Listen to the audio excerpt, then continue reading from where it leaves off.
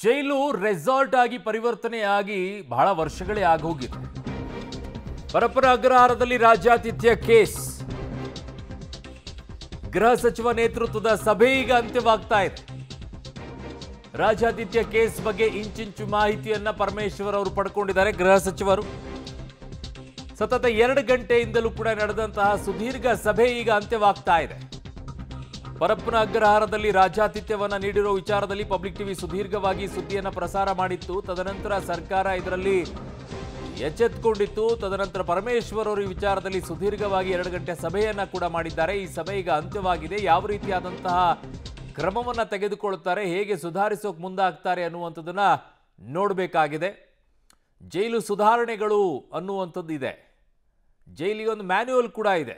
ಏನು ಮಾಡಬೇಕು, ಏನಿಲ್ಲ, ಜೈಲಿನಲ್ಲಿ ಯಾವ ರೀತಿಯಾದಂಥ ನಿಯಮಗಳನ್ನು ಪಾಲನೆ ಮಾಡಬೇಕು ಎಲ್ಲವೂ ಕೂಡ ಇದೆ.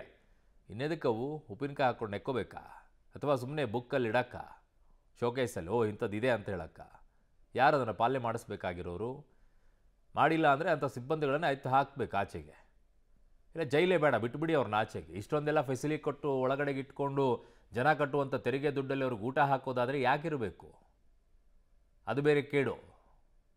ಅದನ್ನು ಯಾವುದಕ್ಕಾದ್ರೂ ಬಳಕೆಯನ್ನು ಮಾಡಿ ಬಿಟ್ಟುಬಿಡಿ ಅವ್ರನ್ನ ಆಚೆಗೆ. ಇಷ್ಟೊಂದೆಲ್ಲ ಫೆಸಿಲಿಟಿ ಕೊಡೋದಾದರೆ ಒಳ್ಳೆ ಪಂಜರದ ಗಿಳಿಗಳ ರೀತಿಯಲ್ಲಿ ಸಾಕ್ತಾ ಇದ್ರೆ ಅವರನ್ನು. ಬಂಗಾರದ ಗಿಳಿ ಥರ ಫೋನು, ಸ್ಮಾರ್ಟ್ಫೋನು ನೋಡಿ. ಸೈಗ್ ಉಮೇಶ್ ರೆಡ್ಡಿ ಅವನು ಯಾರ್ಯಾರಿಗ್ರಿ ಇವೆಲ್ಲ ಫೆಸಿಲಿಟಿಗಳನ್ನು ಕೊಡ್ತಿದ್ದೀರಾ? ಅವನು ಸೈಕೋ ಉಮೇಶ್ ರೆಡ್ಡಿಗೆ, ಅವನು ಉಗ್ರನಿಗೆ ಇನ್ನೂ ಯಾವ ಮಟ್ಟಕ್ಕೆ ಹೋಗುವಂಥ ಪರಿಸ್ಥಿತಿ ಇದೆ? ಚೀತು ಅಂತ ಸುಪ್ರೀಂ ಕೋರ್ಟ್ ಉಗಿದ್ರೂ ಕೂಡ ನಿಮ್ಗೆ ಅರ್ಥ ಆಗಲ್ಲ ಅಂತಂದರೆ, ಅಂದರೆ ಯಾವುದಕ್ಕೂ ಕೂಡ ನೀವು ಕೇರ್ ಮಾಡದೇ ಇರುವಂಥವ್ರು ಇರಬೇಕು ಅಲ್ಲಿ ಸಿಬ್ಬಂದಿಗಳು. ಕಾಸಿನ ಮುಂದೆ ನಾನು ಯಾವ ಮಟ್ಟಕ್ಕಾದರೂ ಹೋಗ್ತೀನಿ, ನನ್ನನ್ನು ನಾನು ಜೀತಕ್ಕೆ ಇಟ್ಕೊಂಡು ಬಿಡ್ತೀನಿ ಅಂತೇಳಿ. ಆದರೆ ಒಂದು ಹೇಳ್ತೀನಿ, ಯೂನಿಫಾರ್ಮ್ ಹಾಕ್ಕೊಂಡು ಜೀತಕ್ಕೆ ಮಾತ್ರ ಇರೋಕ್ಕೆ ಹೋಗಬೇಡಿ. ಯೂನಿಫಾರ್ಮ್ ಬಿಚ್ಚಿಟ್ಬಿಟ್ಟು ಬೇಕಿದ್ರೆ ಒಳಗಡೆ ಹೋಗಿ ಜೀತಕ್ಕಿರಿ. ನೋಡಿ, ಇವತ್ತಿನ ಸಭೆ ಮಾಡಿದ್ರು. ಇವತ್ತು ಸುದೀರ್ಘ 2 ಗಂಟೆ ಸಭೆ ಆಗಿದೆ. ಆ ಸಭೆ ಕೂಡ ಈಗ ಅಂತ್ಯವಾಗಿದೆ. ಈ ಸಭೆಯಲ್ಲಿ ಯಾವ ರೀತಿಯಾದಂತಹ ನಿರ್ಣಯವನ್ನು ತೆಗೆದುಕೊಳ್ತಾರೆ ಜೈಲಿನ ವಿಚಾರದಲ್ಲಿ ಅನ್ನೋದನ್ನು ನೋಡಬೇಕಾಗಿದೆ. ತುಂಬ ಸಲ ಈ ವಿಚಾರದಲ್ಲಿ ಕಟ್ಟುನಿಟ್ಟಿನ ಕ್ರಮ ಆಗಬೇಕು ಅಂತಿದೆ. ಹಿಂದೆಯೂ ಕೂಡ ಈ ವಿಚಾರದಲ್ಲಿ ವಿಡಿಯೋಗಳೆಲ್ಲ ಆಚೆ ಬಂದಾಗಲೂ ಕೂಡ ಸುದ್ದಿ ಪ್ರಸಾರ ಆಗಿತ್ತು. ಪಬ್ಲಿಕ್ ಟಿವಿನೇ ಆವಾಗಲೂ ಕೂಡ ಸುದ್ದಿಯನ್ನು ಪ್ರಸಾರ ಮಾಡಿತ್ತು. ಅವಾಗ ಬಹಳ ದೊಡ್ಡ ಮಟ್ಟದಲ್ಲಿ ಚರ್ಚೆಗೆ ಬಂದಿತ್ತು. ಯಡಿಯೂರಪ್ಪ ಅವರಿದ್ದರು ಅವಾಗ. ಭಾಳ ದೊಡ್ಡ ಮಟ್ಟದಲ್ಲಿ ಚರ್ಚೆ ಬಂದಿತ್ತು. ಅವರು ಹಲವು ವಿಚಾರಗಳನ್ನು ಹೇಳಿದರು. ತದನಂತರ ಒಂದು ಟೀಮನ್ನು ರಚನೆ ಮಾಡಿ ಜೈಲಿಗೆ ಕಳಿಸ್ಕೊಟ್ಟಿದ್ರು. ಅವರೆಲ್ಲ ನೋಡ್ಕೊಂಡು ಬಂದಿದ್ದರು. ಹಾಗಿದ್ದಾಗ ಏನು ರಿಪೋರ್ಟ್ ಅದು? ಅವರು ಹೋದಾಗ ಮಾತ್ರ ಎಲ್ಲ ಶಿಸ್ತುಬದ್ಧವಾಗಿ ಎಲ್ಲೂ ಸಿಗದೇ ಇರೋ ರೀತಿಯಲ್ಲಿ ನೋಡ್ಕೊಳ್ಳೋದಾ?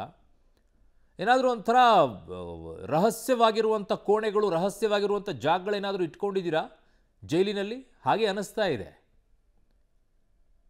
ಹಾಗಿದಾಗ ಎಲ್ಲೋದು ಇವೆಲ್ಲ? ಆಮೇಲೆ ನೀವು ಹಾಕಿರುವಂಥ ಜಾಮರ್ಗಳೆಲ್ಲೋಯ್ತು? ಜೈಲಿನ ಸುತ್ತಮುತ್ತಲಿರುವಂಥ ಜನರಿಗೆ ಜಾಮರ್ಗಳ ಎಫೆಕ್ಟ್ ಆಗುತ್ತೆ, ಒಳಗಡೆ ಇರುವಂಥವ್ರಿಗೆ ಜಾಮರ್ನ ಎಫೆಕ್ಟ್ ಆಗೋದಿಲ್ವಾ? ನನ್ನ ಸಹೋದ್ಯೋಗಿ ಈಗ ಕ್ರೈಮ್ ಬ್ಯೂರೋಯಿಂದ ನಾಗೇಶ್ ನನ್ನ ಸಂಪರ್ಕಕ್ಕೆ ಸಿಗ್ತಾ ಇದ್ದಾರೆ. ನಾಗೇಶ್, ಈಗ ಹಿಂದೆಯೂ ಕೂಡ ಇದೇ ರೀತಿಯಾಗಿತ್ತು. ಯಡಿಯೂರಪ್ಪ ಅವರಿದ್ರು ಅಂತ ಕಾಣಿಸುತ್ತೆ. ಅವಾಗ ದೊಡ್ಡ ಮಟ್ಟದಲ್ಲಿ ಸುದ್ದಿ ಆಗಿತ್ತು. ತದನಂತರ ಒಂದು ಟೀಮನ್ನು ರಚಿಸಿ ಒಳಗಡೆಗೆ ಹೋಗಿ ಕಳಿಸಿ ಎಲ್ಲ ಚೆಕ್ ಮಾಡ್ಕೊಂಡೆಲ್ಲ ಬಂದಿದ್ರು. ಒಂದು ರಿಪೋರ್ಟ್ ಕೂಡ ಬಂತು. ಅದು ಹಾಕ್ಕೊಂಡು ಉಪ್ಪಿನಕಾಯಿ ಹಾಕಿ ನೆಕ್ಕಬೇಕೇನೋ, ಅದನ್ನು ಮೂಲೆಗೆ ಹಾಕಿದ್ರೇನೋ. ಅದಾದ ನಂತರ ಮತ್ತೆ ಹಳೆ ಚಾಳಿ ಮುಂದುವರಿತೇನೋ. ಇವತ್ತು ಈ ಸಭೆ ಮಾಡ್ತಾರೆ. ಈ ಸಭೆಯಲ್ಲಿ ಏನು ನಿರ್ಣಯ? ಮತ್ತು ಅದೇ 1-3-4 ಜನ ಸಸ್ಪೆಂಡ್ ಮಾಡಿ ಮುಗಿದೋಯ್ತು ತಮ್ಮ ಕೆಲಸ ಅಂತ ಹೇಳಿ. ಏನಾದರೂ ದೊಡ್ಡ ಸುಧಾರಣೆ ತರಕ್ಕೆ ಏನಾದರೂ ಪ್ರಯತ್ನ ಇದೆಯಾ ಇವತ್ತಿನ ಸಭೆಯಲ್ಲಿ?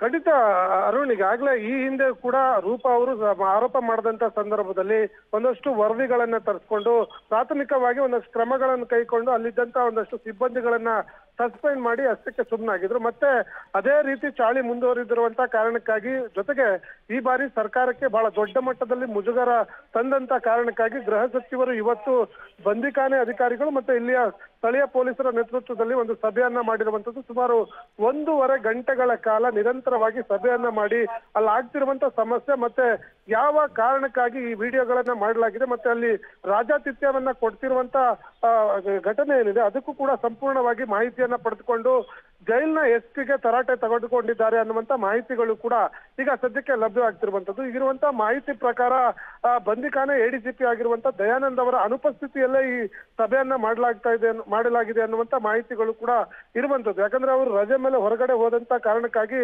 ಅವರು ಈ ಸಭೆಯಲ್ಲಿ ಭಾಗಿಯಾಗಿಲ್ಲ. ಮತ್ತೆ ವಿಡಿಯೋ ಕಾನ್ಫರೆನ್ಸ್ ಗಳ ಮೂಲಕ ಬರ್ತಾರೆ ಅನ್ನುವಂತ ಮಾಹಿತಿ ಕೂಡ ಇತ್ತು. ಆದ್ರೆ ಅವರು ಅಲ್ಲಿಂದಲೂ ಕೂಡ ವಿಡಿಯೋ ಕಾನ್ಫರೆನ್ಸ್ ಮೂಲಕ ಬರ್ಲಿಕ್ಕೆ ಸಾಧ್ಯವಾಗಿಲ್ಲ ಅನ್ನುವಂತ ಮಾಹಿತಿಗಳು ಕೂಡ ಇರುವಂತದ್ದು. ಹಾಗಾಗಿ ಈ ಸಭೆಯಲ್ಲಿ ಒಂದಷ್ಟು ಕಠಿಣಾತಿ ಕಠಿಣ ನಿರ್ಣಯಗಳನ್ನ ತೆಗೆದುಕೊಳ್ಳಿಕ್ಕೆ ಅಧಿಕಾರಿಗಳಿಗೆ ಸಲಹೆಯನ್ನ ಕೊಟ್ಟಿದ್ದಾರೆ ಗೃಹ ಸಚಿವರು ಅನ್ನುವಂತ ಮಾಹಿತಿಗಳು ಈಗ ಲಭ್ಯವಾಗ್ತಿರುವಂತದ್ದು. ಸದ್ಯ ಈಗ ಸಭೆ ಮುಕ್ತಾಯವಾಗಿದ್ದು ಇನ್ನು 5-10 ನಿಮಿಷಗಳಲ್ಲಿ ಸಂಪೂರ್ಣ ಸಭೆಯಲ್ಲಿ ಏನೆಲ್ಲ ತೀರ್ಮಾನಗಳನ್ನ ತೆಗೆದುಕೊಳ್ಳಲಾಗಿದೆ ಅನ್ನುವಂಥದ್ರ ಬಗ್ಗೆ ಮಾಹಿತಿಯನ್ನ ಸ್ವತಃ ಗೃಹ ಸಚಿವರೇ ನೀಡ್ತಾರೆ ಅನ್ನುವಂತ ಮಾಹಿತಿಗಳು ಈಗ ಸದ್ಯಕ್ಕೆ ಲಭ್ಯವಾಗ್ತಿರುವಂತದ್ದು.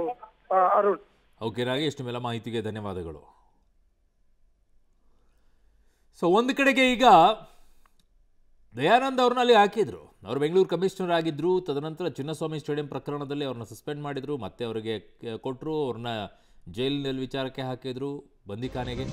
ಅದಾದ ನಂತರ ಈಗ ಈ ಬೆಳವಣಿಗೆ ಆಗ್ತಾ ಇದೆ. ಅವರು ರಜೆ ಮೇಲಿದ್ದಾರೆ.